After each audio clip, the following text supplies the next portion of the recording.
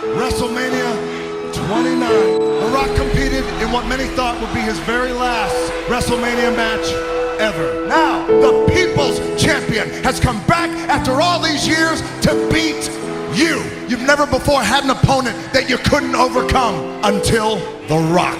It's more than just the biggest match of all time. It's more than just you and The Rock making history. Never before has a man been able to say he's walked into WrestleMania and beat Hulk Hogan, beat Stone Cold Steve Austin, and beat John Cena.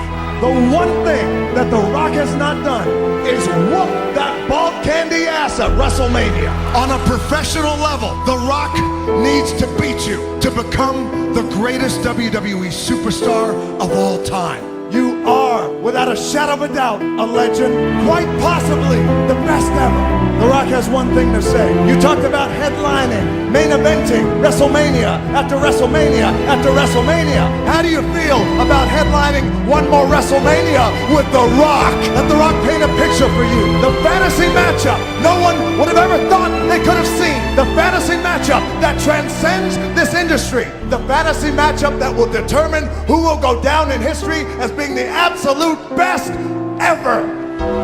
You're on. I accept. On one condition. If I beat you, your career is over.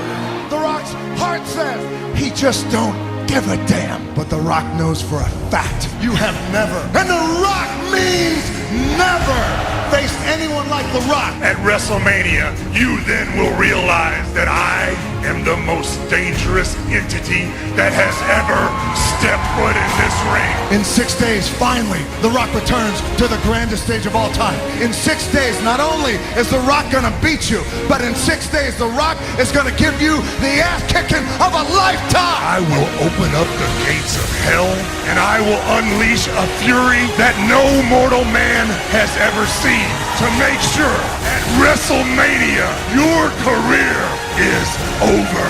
You will, you will, you will, you will, you will. Good God Almighty, you will smash what The Rock is